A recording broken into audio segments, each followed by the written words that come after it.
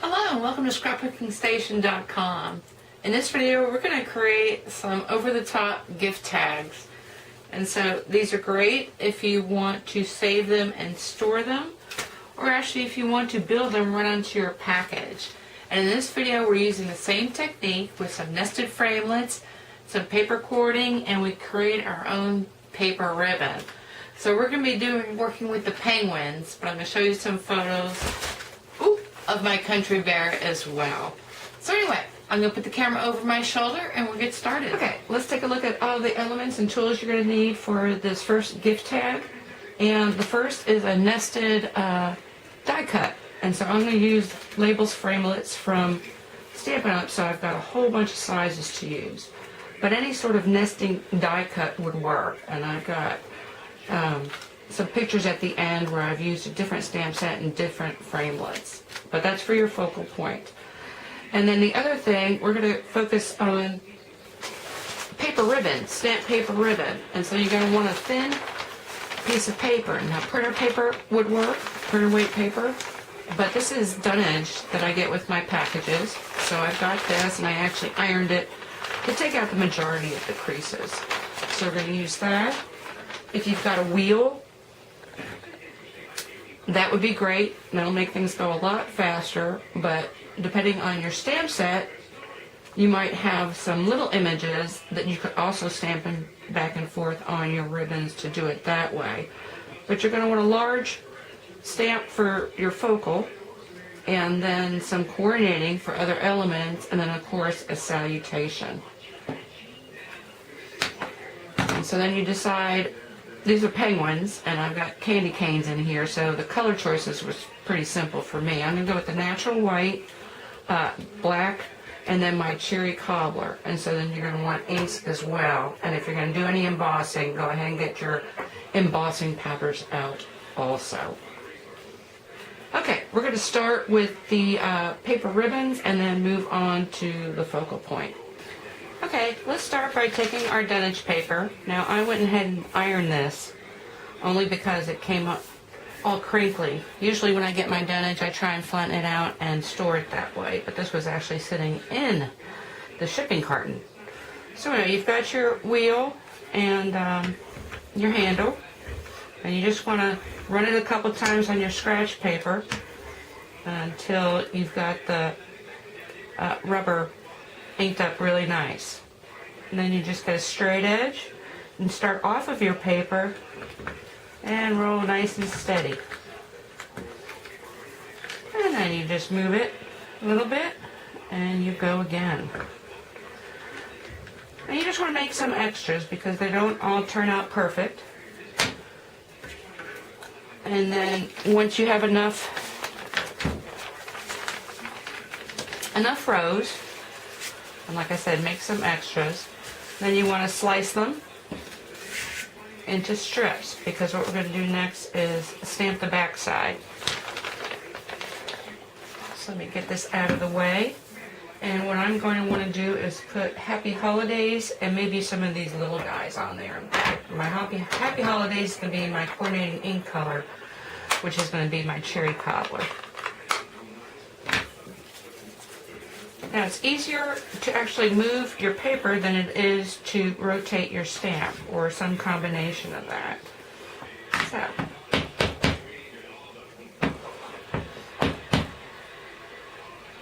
let's see. And you just want to put these all over the place and put some sideways.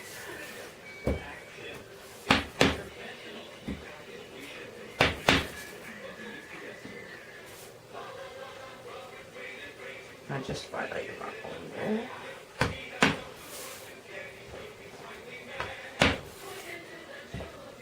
And they can overlap if you want. And actually, if you didn't have a rolling stamp, you could do this also even on the front side. It would just take you quite a bit longer. So I've got my basic black. And now I'm just going to put a couple of these guys on here.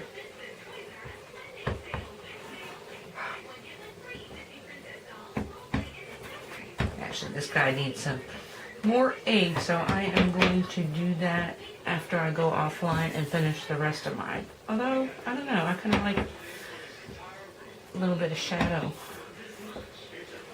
Anyway, make a couple strips. These are a little bit longer, but I kind of fooled myself because then I had to use scissors to actually separate them instead of being able to use my paper cutter.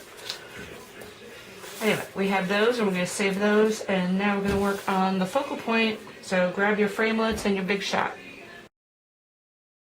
Okay, let's spend a little time talking about your focal image.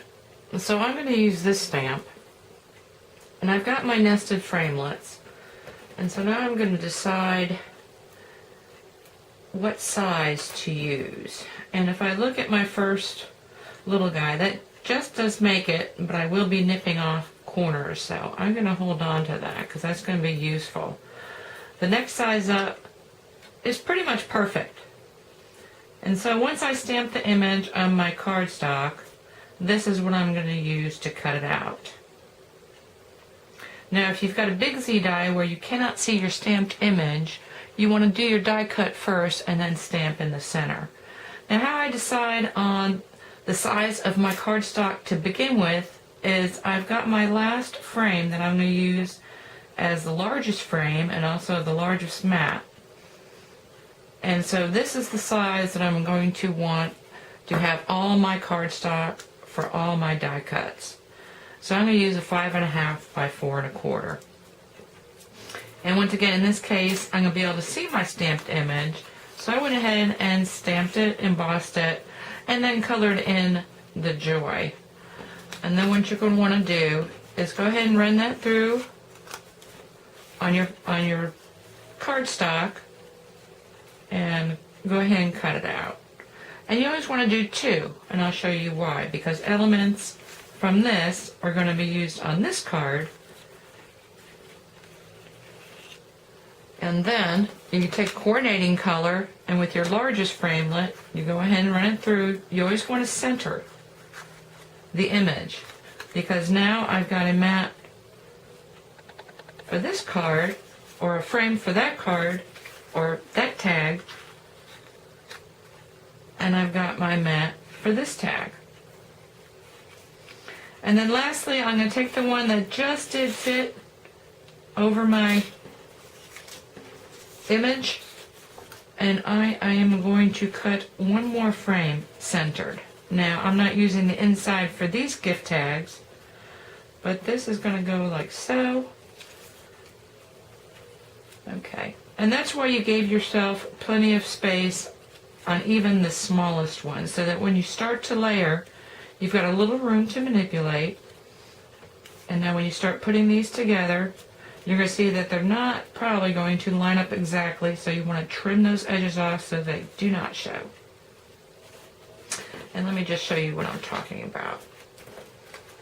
Before you start gluing anything together, you're going to want to decide on how much dimension you're going to want to put in between all your layers. So in this case, I've just got the plain black mat, and I'm going to dimension it. This is actually foam squares. So when it sits on the package, it's actually raised up, and then the focal image is also raised up a little bit. Now, and then on these frames, this red frame is raised up, and then I've used a thicker dimensional to raise up the black and white frame, which are glued together. So you've got these many layers. Now, the other thing I always include with my card kits, and it just kind of depends whether you plan on keeping these around to use later or whether you're putting them straight on the package. But I like to create a backing. And this just keeps them, let's see, I've already got that one together, and I'm going to put that on a package. But this is just a piece of Avery label paper, and I just punched an image, and I glued the side that doesn't stick, or that's not sticky, that you cannot peel off, onto the base. And so when I'm ready to use this tag, I just peel that off, and it's self-adhesive. You could also use double-sided adhesive to do that, and this way you don't even have to glue it. But this would be a backing, and so like I said, if you're going to keep it around for a while, it just kind of holds it in place. So those are your centers, and how you layer and do all that is entirely up to you. The other thing while you've got these things out is you want to include some other elements. So we've already got our ribbons, and I made a couple salutations and just used some eyelets and matted. And then the other thing I did is I took my little tiny penguin and I matted them on red and black cardstock, and also covered them with crystal effects so that they're shiny and they're almost like little charms. I like to call them little charms. And so I'm going to use some of that. In my elements, I've got my baker's twine, which I'm going to use, and then I've got another element. This is paper twine cording from Maya Road, and it comes in spools about yay big. And when I've got my gift tag kits, I always like to include this, and it can be used as is. It makes nice, and if you do that very tight, it makes nice, tight little curlicues, but then it can also be unfurled, and we're going to use it in several ways. And so you just kind of manipulate it, you untwist it, and then work on the end, spread it out, and then once you have the end going, you kind of untwist and push with your finger, and it will open up pretty quickly. You have to be a little bit careful, but this stuff is great. It adds a lot of dimension, and then you're going to see how I use that in some of these tags. Okay, I'm going to finish putting some of this together, and then we're going to talk a little bit more about whether you store your gift tag or whether you're going to put it directly on a package. And I'll be back to talk about some of the sample tags. Okay, we're going to start with a standalone tag. And so this is something that you can store and save for later. So this is where I've got the different layers and different widths.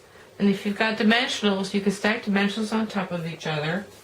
You can also use layers of cardboard and glue in between the layers, or you can use foam squares of different widths. But anyway, so however you want to raise it up off of your image. Now, the paper. So if you trim your paper into strips, it works just like curling ribbon. And so we're going to get some curls on there. So you open so you've got a sharp edge, and gently, because it curls very quickly with this thin paper. It kind of just depends. If you're using like pattern papers or whatnot, it may take a couple more swipes.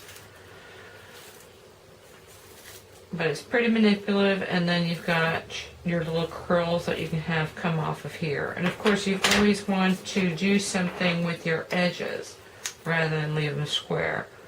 So on this edge, you can just kind of cut a corner. If you've got a wider piece, by all means, you can do some sort of banner sort of edging, like so. And I've got a couple examples of that. Now, it looks like a bow, but you don't tie paper into a bow. What you do, let's say this is flat. And again, this is double-sided. So fold one side over, and then the other side. And then what you want to do is get it to the width that you want your bow, and then you just kind of want to manipulate a little bit, squish back and forth. And then you can use a dowel or just your finger and raise up your corners. And that's your bow. And then if you cut yourself a little strip, put that over, and that width is totally controlled by you. Trim off the edges. And then you can take your other pieces and put them behind there. And that's how you create that. And then you can see in this sample, I've actually put a little charm up here and then layered my salutation, Happy Holidays. Okay, now I talked about the backing. So I've got this, and I just stick this into my label box. And when I want to use it, I can peel that layer off and just stick it right onto my package. So that's one. And you don't have to keep everything real square. Here's another sample. And so I've taken the two ovals and kind of moved them off of each other. Now this is that twine that I was talking about, and very easy to make bows. Actually, when I put this together, I did not flatten it out first. I actually put it through the eyelets and then pulled apart that. And these, if you got your paper ribbon, it's not one piece, it's actually two pieces that I just folded like so, put on either end. So that's another technique. And then these are different degrees of dimensionals. So that's another standalone tag. Oh, I did want to talk about the back. And again, the back's got the cardboard with my self-adhesive sticker. So I can put that right onto a package. And then here's another. Of course, you could knot this material. Now this is actually layered in and out of my frames. So I took my tag and have it sticking out on this end and under on this end, and just used my paper twine cording and wrapped it around a golf tee and then pulled it out a little bit, and so you can use it this way as well. And then my paper ribbon are just little accents along the edge. And then you can see this little guy. Anyway, he's got his backing on also. But if you can, I mean, the really fun thing is if you've got a package and you can build your tag on your package, because then you kind of spread these elements. And so this is that same paper twine,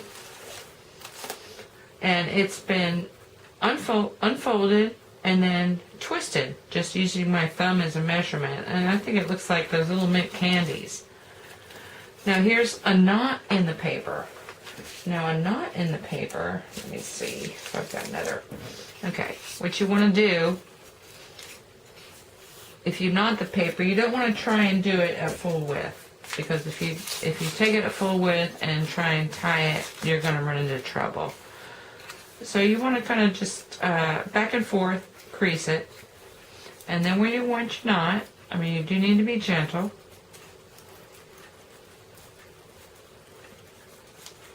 But you want to bring that through there and then just kind of work it. Don't pull. You kind of want to work the knot tighter and tighter.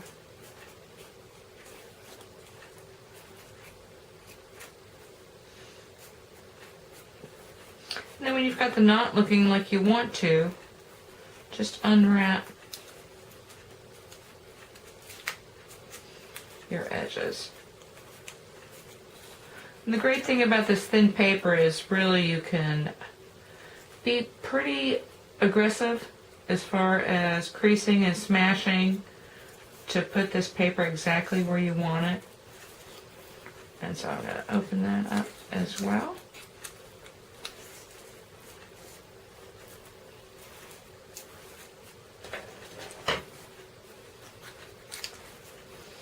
And maybe trim off these edges.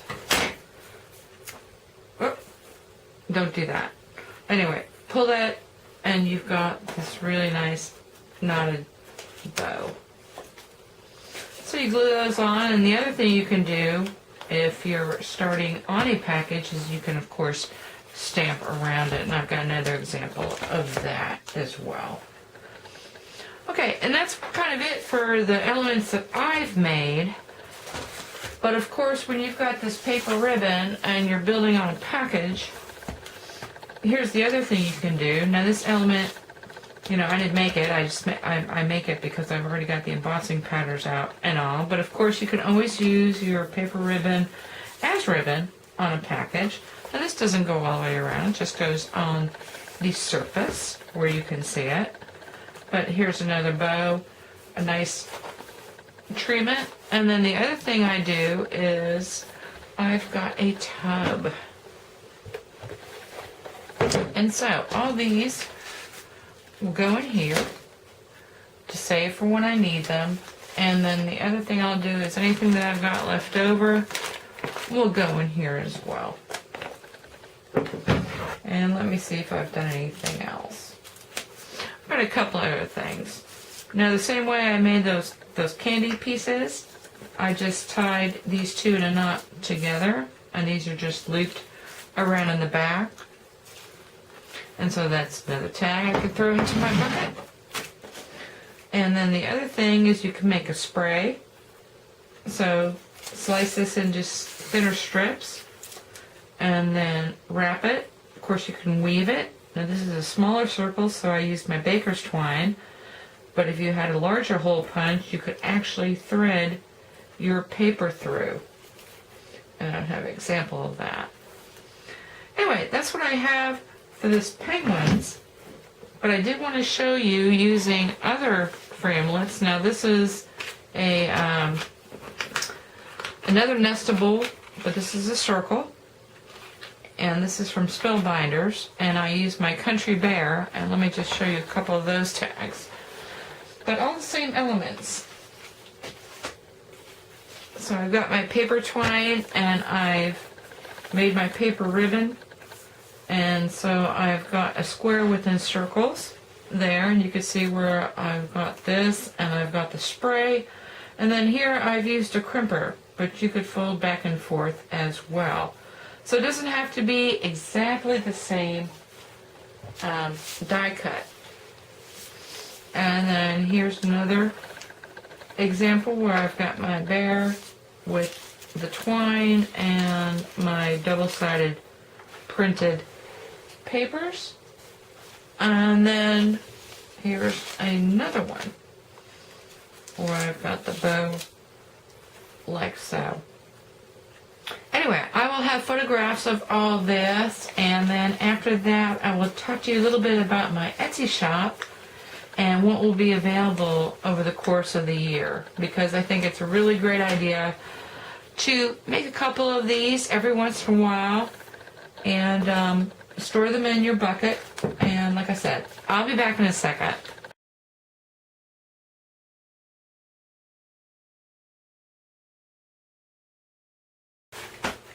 Hello again. I just wanted to add that at my Etsy shop I will have a gift tag kit that will change each month, but will always be Christmas.